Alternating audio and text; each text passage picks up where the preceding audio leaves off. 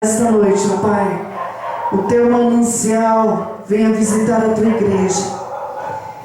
Que o teu manancial venha trazer vida e vida com abundância sobre as nossas vidas nesta noite. Senhor, tira todo o cansaço, tira todo o enfardo, tira, Senhor, tudo que não provém do Senhor nas nossas vidas nesta noite. Mas que nesta hora, o teu Espírito Santo, ó Pai, venha visitar a tua amada igreja. Venha trazer a força do Senhor, venha trazer a esperança do Senhor, venha trazer a paz e o refrigério nesta noite. Senhor, que nós venhamos, ó Pai, esvaziar de nós mesmos nesta noite, mas que a Tua presença com o Teu Espírito Santo venha ser derramado sobre as nossas vidas nesta noite. Abra os nossos olhos espirituais e os nossos ouvidos espirituais. Que a palavra que venha ser ministrada, Senhor, venha já guarida nos nossos corações nesta noite. Nós apresentamos o Teu servo que irá ministrar a Tua palavra. Que o Senhor, ó Pai, venha continuar usando ele para falar com a Tua amada igreja. Em nome de Jesus, amém? Pega as vossas Bíblias em nome de Jesus.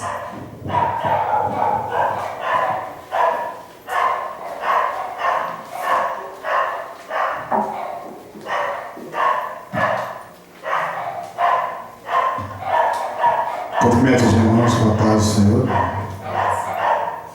É sempre uma alegria estarmos envolvidos no propósito de Deus de morar no Senhor. Abra vossas Bíblias em Salmo 127. Salmo 127. Do 1 ao 5.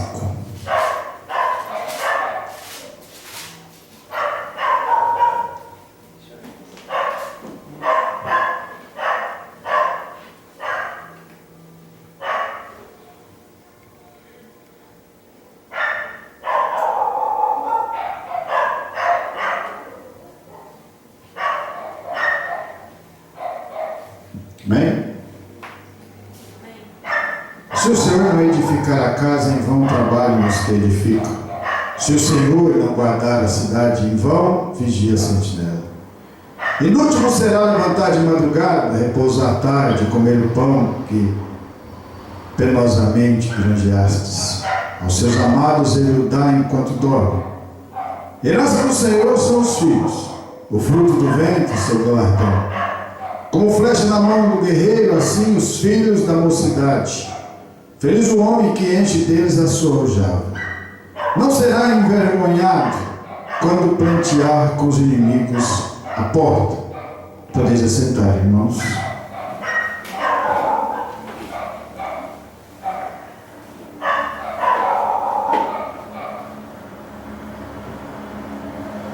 Cântico de Salomão.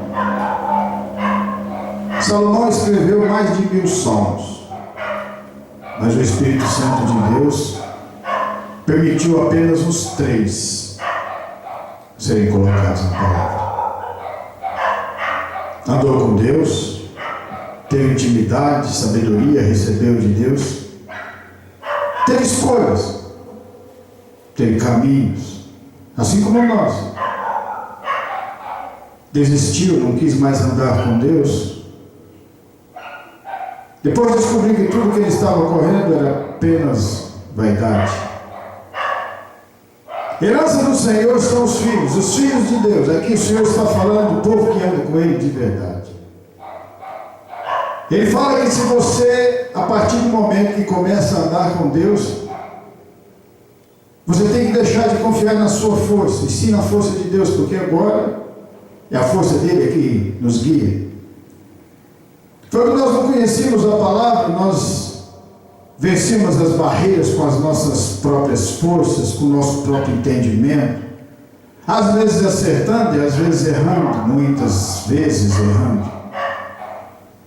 A vantagem de quando você começa a andar com Deus é que se você confiar de verdade, igual está em Salmo 127, Ele não apenas guia cada um de nós, mas Ele nos transforma e nos protege.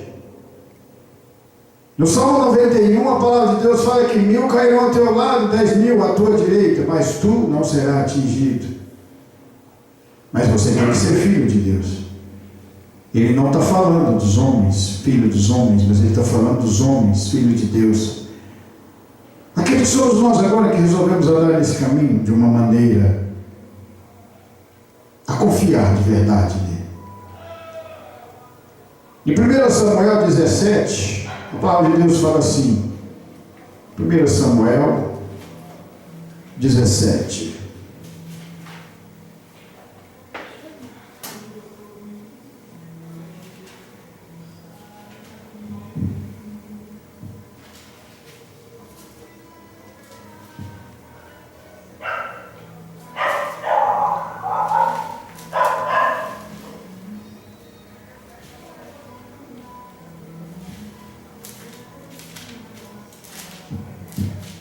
Samuel, capítulo 17.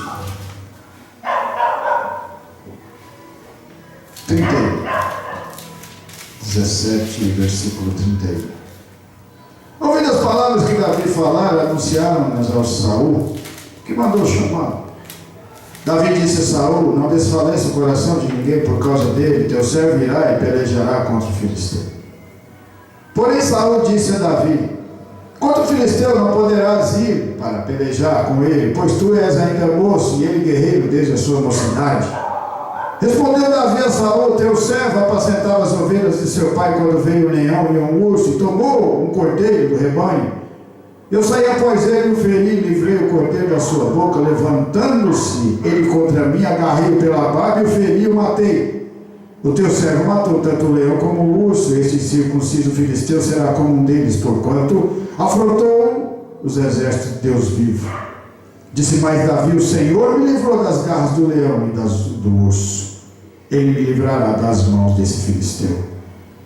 Presta atenção, por que o Senhor escolhe Davi? Davi todo o tempo ele colocava Deus em primeiro lugar na sua vida. De que forma? Mesmo apacentando as ovelhas, ele lutava com os ursos, protegendo as suas ovelhas. Ele lutava com leões, protegendo as suas ovelhas. Mas ele sabia que a força não vinha dele. Por isso que ele disse aqui: o Senhor me livrou do urso e do leão, e também me livrará da mão de Golias. Então, assim como está no Salmos 127, ele confia de verdade em Deus. E quando nós paramos de confiar na nossa força, paramos de confiar em nós e confiamos de verdade em Deus, a batalha se torna vencida, porque Deus nunca perdeu uma batalha. E se você coloca a sua batalha nas mãos de Deus, você também se torna vencedor. Assim é na vida desse menino que começa a aprender o que é valorizar a palavra de Deus. E vence uma batalha na frente de vários soldados que estavam com medo daquele gigante. Mas Davi sabia que ele era grande, mas conhecia seu Deus. Conhecia Deus de uma certa forma que enfrentou essa grande batalha. Enquanto a maioria do seu próprio povo naquele momento ficava com medo, quieta no seu canto, Davi avança mais essa barreira, enfrentando um obstáculo que talvez ele poderia não voltar mais, porque tudo ali estava provando o contrário sobre Davi, que ele não ia conseguir vencer aquele grande guerreiro. Mas Davi não confiou no tudo, confiou em Deus. E quando nós confiamos em Deus, Ele faz milagres na nossa vida. E o nome desse menino começa a crescer, porque o desafio foi vencido. Mesmo quando o seu próprio rei disse: você é pequeno, você não vai conseguir vencer esse grande guerreiro. Você nunca foi um lutador, e ele é um lutador desde a sua infância, um guerreiro.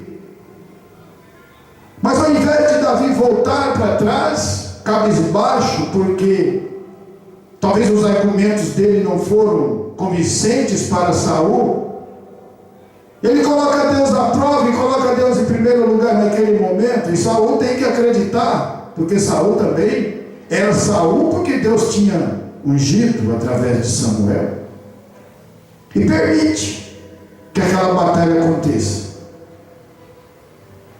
E Davi, naquele momento, o nome dele começa a ficar grande. de um menino que ninguém conhecia, tirado das malhadas quando Samuel chega na sua casa, ele nem estava para ser ungido. O nome começa a crescer, porque é assim no meio de nós. Quando você confia de verdade na força de Deus e não mais na sua, e deixa o Senhor edificar a sua casa, porque Ele quer que você construa junto, que você coloque os tijolos, mas que você coloque o nome dEle também, que você glorifique o nome dEle também na sua vida, no seu caminhar, na sua história, mostrando: a minha força é pequena, mas o Deus que eu sirvo vence leões e vence urso. O Deus que eu sirvo vence Golias. O Deus que eu sirvo anda sobre as águas. O Deus que nós servimos é o mesmo, em nome de Jesus. E se vocês acreditarem, o milagre também vai acontecer nas suas vidas, mas é preciso que vocês deixem de lutar com as suas forças e comecem a lutar assim como Davi, com a força de Deus. Salomão sabia disso, ele vivenciou isso, porque se torna um grande homem sábio. Mas quando ele abandona os caminhos do Senhor, ele começa a perceber que a vida sem Deus não tem sentido, que não adiantava toda aquela riqueza que ele tinha, não tinha sentido na vida dele, porque o verdadeiro sentido de cada um de nós é glorificar o nome do Senhor. E quando você se torna servo de Deus, a palavra de Deus, ela fala lá quando o Senhor Jesus, se não me falha a memória, em Mateus, que João Batista era o menor. O João Batista, sendo menor no céu, seria maior do que todos na terra. O que acontece quando a gente se torna servo de Deus é que Ele nos coloca numa altura tão grande, assim como Davi, um pequeno servo que continuou mesmo nas perseguições crescendo, continuou acreditando, alicerçando a sua casa no nome do Senhor, e aquele menino lá das malhadas se torna um rei. Para Deus um servo, para os homens um rei. Porque sendo servos de Deus, nós somos grandes aos olhos dos homens, porque Deus nos faz assim.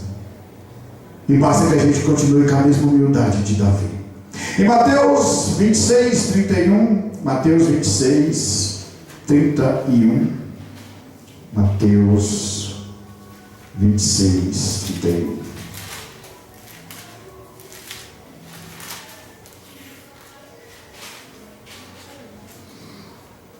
Então Jesus disse: essa noite todos vós escandalizareis comigo, porque está escrito: ferirei o pastor e as ovelhas do rebanho ficarão dispersas. Mas depois da minha ressurreição irei adiante de vós para a Galiléia.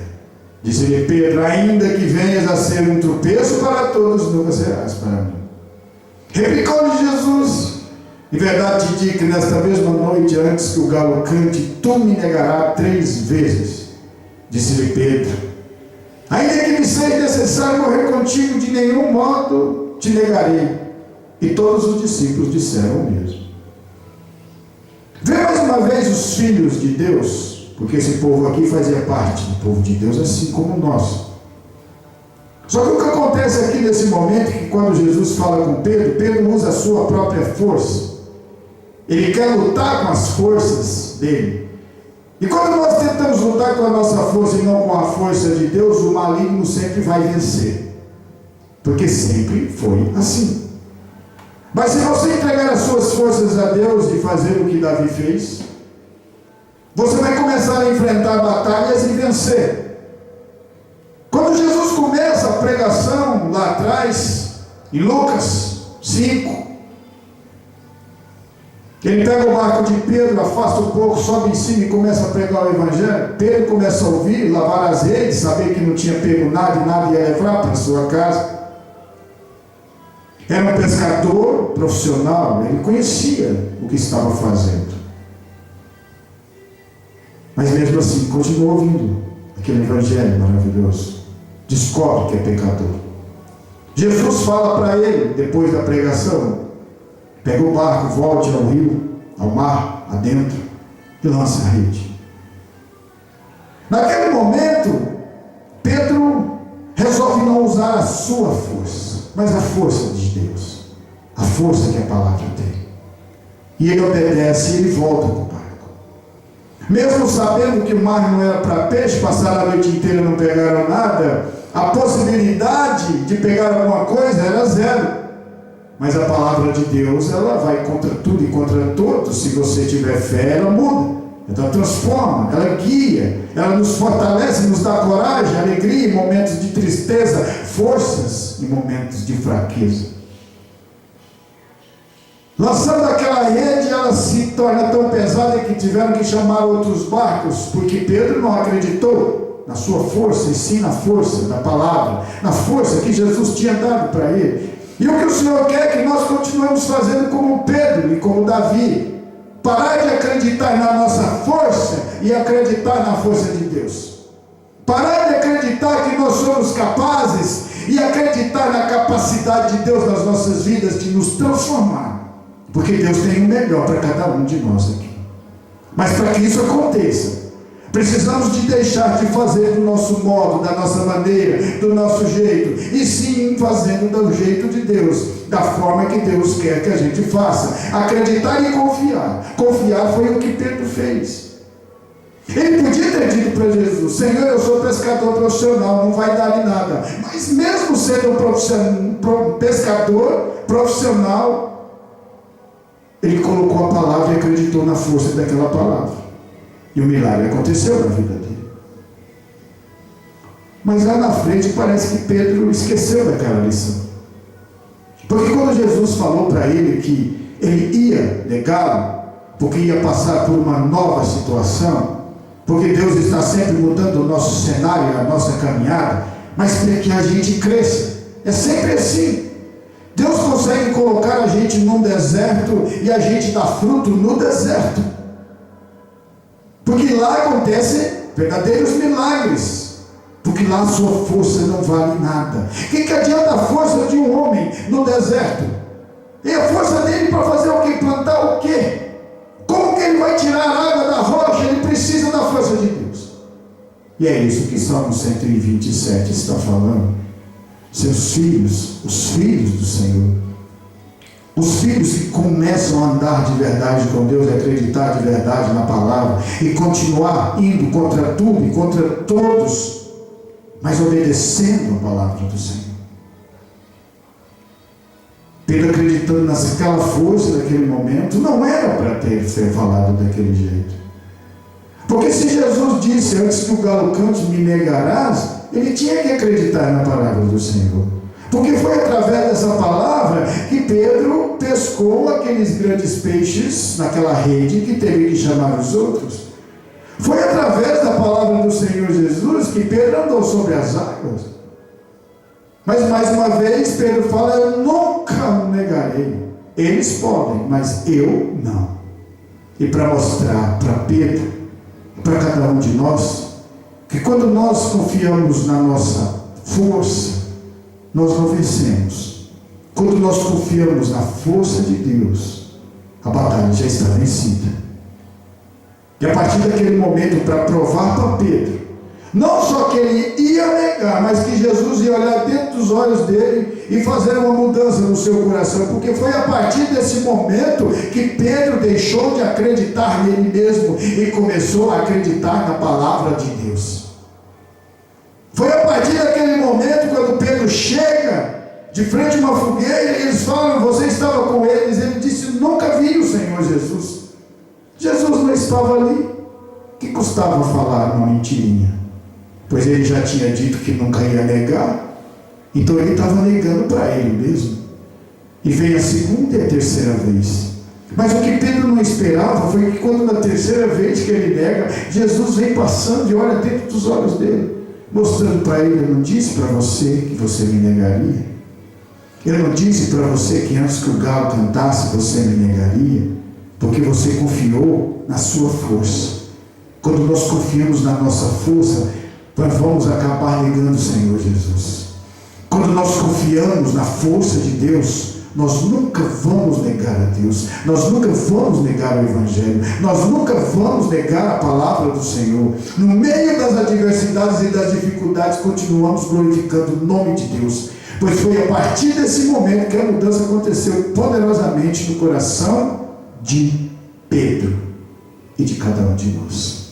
Em Gênesis 37, 18, lá no começo, Gênesis 37, 18.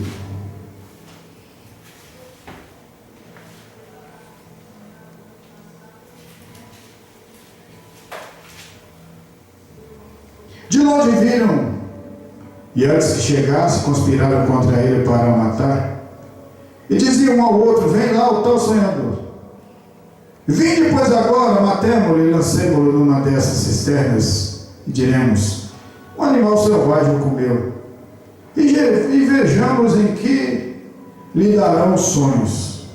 Mas Rúben, ouvindo isso, livrou-os da mão deles e disse: não lhe tiremos a vida. Também lhe disse Rúben: não derrameis sangue, lançai-o nessa cisterna que está no deserto, e não ponhais mão sobre ele. Isso disse para o livrar deles, a fim de se restituir ao pai. Mas logo que chegou José a seus irmãos, despiram-lhe da túnica, a túnica talar de mangas compridas que trazia, e tomando, lançaram na cisterna vazia sem água. Sentando-se para comer pão, olharam e viram que uma caravana de ismaelitas vinha de Gileade.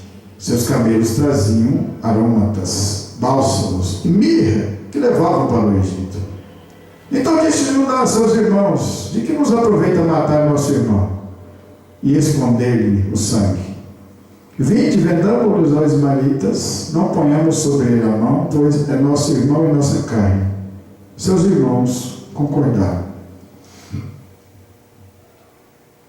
Filhos de Jacó, irmão de José, fazia parte do povo de Deus.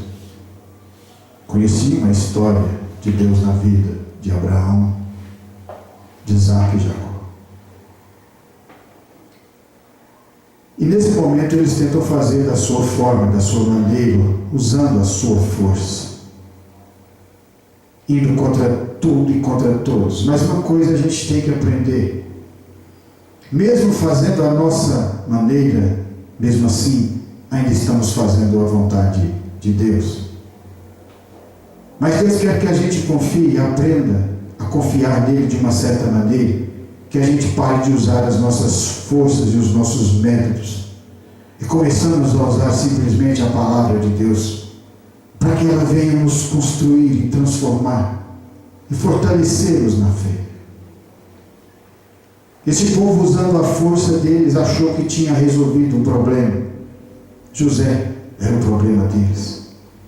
A inveja, tudo aquilo que eles sentiam no coração. Não acreditaram nos sonhos de José. E por causa dos sonhos de José, ele é jogado num poço e depois é vendido como escravo. Para eles aquele problema tinha sido resolvido. 20 moedas de prata foi o que eles receberam para colocar o seu irmão para outro lugar, para mandar para a escravidão. Mas o que eles não sabiam é que aquilo ia corroê-los pelo resto da vida, de uma certa forma e de uma certa maneira, que aquela força que eles usaram, depois de 15 ou 20 anos, eles tiveram que ter um encontro com José, debruçar de frente a José, assim como José tinha dito no sonho, correr atrás do alimento, e o alimento e o sustento deles estavam na mão do próprio irmão que eles tinham vendido como escravo, achando que eles tinham feito a maior de todas as maldades, e mal sabia que naquele momento José estava sendo levantado por Deus, porque assim, quando você confia em Deus e coloca a força sua nas mãos do Senhor, o milagre vai acontecendo e você vai crescendo e não consegue nem enxergá-lo tão grande, você fica na presença de Deus. E todas aquelas pessoas que tentaram fazer o mal e caluniar você naquele momento, vão ter que ver você na glória do Senhor, e ainda vão pedir o alimento para você, porque é assim que Deus faz milagres. Mas Ele quer que a gente construa a casa, mas essa casa construída, colocando Ele sempre em primeiro lugar, confiando na força dEle e não na nossa força. Quando você começa a acreditar na força de Deus, você para de olhar para o mundo e começa a olhar para aquilo que Deus tem de melhor nas nossas vidas. José se torna um governador, um homem tão famoso, que depois de mais de 3.000 anos, várias igrejas nesse momento estão pregando sobre ele e sobre tudo aquilo que os seus irmãos tentaram fazer com as suas próprias mãos, mas não conseguiram, porque quando fazemos com nossas mãos, vamos fracassar, mas quando fazemos com a força de Deus, já somos vencedores. Em Mateus 26, para terminar, 36, 39, Mateus 26.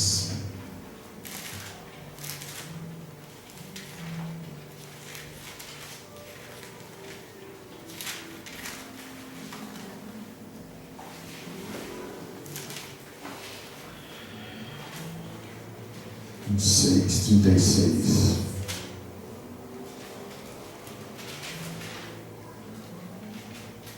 Em seguida foi Jesus com eles a um lugar chamado Getsemane e disse a seus discípulos: assentai-vos aqui enquanto eu vou ali orar.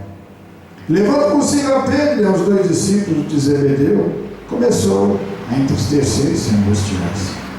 Então lhes disse: a minha alma está profundamente triste até a morte. Ficai aqui e vigiai comigo. Adiantando-se um pouco, prostrou-lhe sobre o seu rosto, orando e dizendo: meu Pai, se possível, passa de mim este cálice. Todavia não seja como eu quero, e sim como tu queres. Se o Senhor não edificar a casa, em vão trabalham os que edificam. Se o Senhor não guardar a cidade, em vão vigia a sentinela. Inútil vos será levantar de madrugada, repousar tarde, comer o pão que penosamente granjeastes. Aos seus amados ele dá enquanto dorme. Jesus, mesmo naquela situação que qualquer um de nós estivesse no lugar e ia fugir, não fugiu. Porque Jesus colocou toda a sua vida e toda a sua caminhada e toda a sua força nas mãos de Deus. Tudo aquilo que Ele fez foi para que nós pudéssemos aprender também. E saber que a força do crente não vem dele. E quando nós tentamos bater com a nossa força, o inimigo vai bater muito mais forte em nós. Mas se você bater usando a força de Deus, o inimigo não vai nem saber o que o atingiu. Porque foi assim com Jesus. Quando ele achou que tinha vencido, Jesus na cruz, achou que tinha acabado. Depois de 3 dias, a glória do Senhor Jesus se manifesta e começa a trazer todos os seus discípulos e falar para cada um deles: continua pregando o meu evangelho, continua fazendo a minha vontade, continua colocando a sua força na força de Deus e vocês vão continuar vencendo, porque nada pode ser mais forte do que Deus, nada pode ter mais sabedoria do que Deus, nada pode ser tão grandioso como Deus. E ao mesmo tempo, Ele está esperando para entrar no coração de cada um de vocês e cada um de nós. E muitos aqui já estão com Deus dentro do coração, o Espírito Santo de Deus. E basta a gente continuar confiando poderosamente nessa palavra e acreditando que Deus continuará nos livrando de situações. Mas a única coisa que Ele quer que cada um de nós façamos é que entregamos a nossa força a Ele e deixe Ele lutar por nós, para que nós continuemos sendo vencedores. Amém? Glória a Deus. Que essa palavra vai ficar no meu e no seu coração e continuar nos fortalecendo de fé em fé, de glória em glória.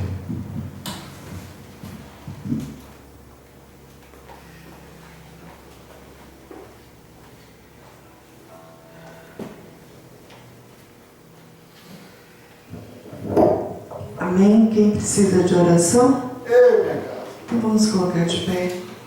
Vamos estar orando pelos pedidos de orações da Gabriela, Milena, Renata, Mário, esposa, Lorivaldo, Kaique, Davi, Andréia, Paulinho, Tânia, Jéssica, João, Enzo, Rafael, Cleide, Karina, Davi, Aline, Alice, Ronildo e Gabriel, Amanda, Ana Lívia, Ana Luísa, Carol, Kelton, Bruna, Felipe, Ana Luísa, Neidmar, Argos e Amanda, Janaína, José Ribamar e Sandra, Wellington, Vera, Kelson, Rosinete, Valdo, Josafá, Jonathan, Aparecida, Keila, Cristina, Kevin, Elisângela, Catarina, irmã Josi, Anarto, irmão Júlio, Edinho, o Arson e Luzinete. Amém? Levanta suas mãos para o alto. Soberano Deus, eterno Pai. Papai querido, nesta noite nós unimos a nossa fé e levantamos a mão para o alto de onde vem o nosso socorro e apresentamos diante de Ti cada nome que foi citado aqui nesta noite. Que o Senhor venha alcançar, Papai querido, que o Senhor venha continuar guardando cada um deles, livrando de todo mal, suprindo as necessidades materiais e espirituais. É o que nós te pedimos nesta noite. Que o Senhor venha entrar com providência a favor da vida de cada um deles, porque o Senhor é um Deus, ó Pai, onisciente, onipresente, onipotente. E o Senhor conhece a necessidade de cada um nesta noite. Papai querido, que o Senhor venha abençoar a vida dos irmãos que estão aqui conosco, com as bênçãos do Senhor, com a paz do Senhor, com a cura do Senhor, com o refrigério do Senhor nesta noite. E abençoa cada um que nos ouviu, abençoa os nossos vizinhos da direita, da esquerda, da frente, do fundo. Que o Senhor, ó Pai, venha levar os irmãos debaixo das tuas mãos santas e poderosas, livrando do homem sanguinário e fraudulento. É o que nós te pedimos e te agradecemos por este momento na tua presença, em nome de Jesus. Amém? Estenda as mãos, que a graça do nosso Senhor Jesus Cristo, o grande amor de Deus e as doces consolações do Espírito Santo estejam com cada um de nós e nós dizemos amém.